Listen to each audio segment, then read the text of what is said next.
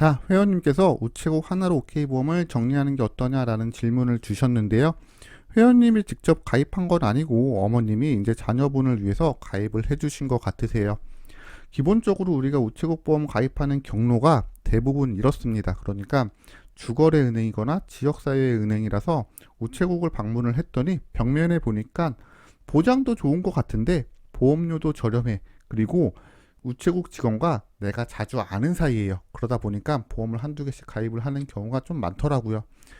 사실은 우체국 보험이 좋다 나쁘다 이런 걸 얘기하기 전에 보험을 가입할 때는 꼭 내가 가입하는 보험이 어떤 보장이 되고 어떤 구조의 상품인지 확인을 해보고 가입을 해볼 필요가 있습니다.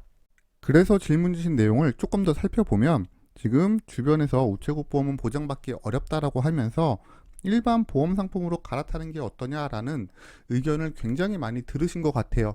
실제로 인터넷에 검색을 해보면 우체국 보험은 보장받기 어렵다, 공제보험이라서 안 좋다 이런 이야기가 굉장히 많은데요. 사실 뭐 고지사항이 위배된 보험이 아니라고 한다면 보상받는 데는 크게 어려움이 없으니까 이런 부분을 좀 무시를 하고 실제로 그냥 어떻게 보장이 구성이 되어 있는지 보장만 놓고 조금 이야기를 해볼까 합니다. 자, 첨부해 주신 우체국 하나로 Ok보험의 이제 보장을 좀 살펴볼 건데요. 사실은 이 보험은 지금 보장이 좋다 나쁘다 지금 이 얘기를 할 게 아니라 보험을 끝까지 유지할 수 있냐 없냐 이 얘기를 먼저 해야 될 것 같아요.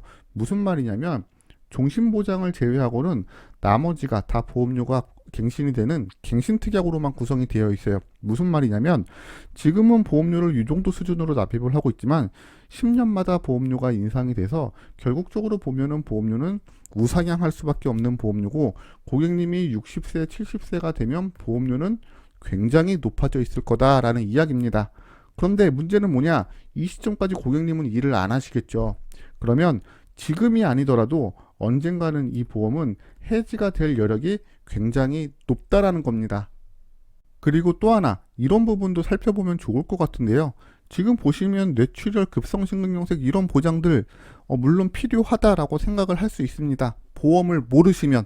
그런데 조금만 검색을 해보면 우리가 뇌와 심장을 100% 보장을 하기 위해서는 뇌혈관, 허혈성이라는 것들을 많이 가입을 하기 때문에 그럼 내가 내 질병, 그러니까 내 뇌와 심장에 대한 질병을 100% 보장받기 위해서는 당연히 이런 보장들을 가입을 해야 되는데 이런 보장들은 사실 치사율은 높지만 발병률은 굉장히 떨어지기 때문에 보장 자체도 있으나 마나하다라고 볼 수가 있습니다.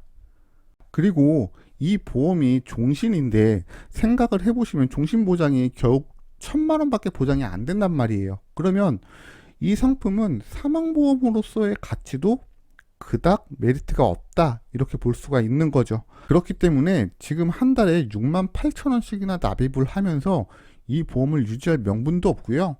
어차피 이 보험료가 아니기 때문에 제가 생각했을 때는 지금이라도 더 늦기 전에 이 보험은 없애시고 다시 보험을 준비를 해주시는 것이 맞다라고 보여지고 있습니다.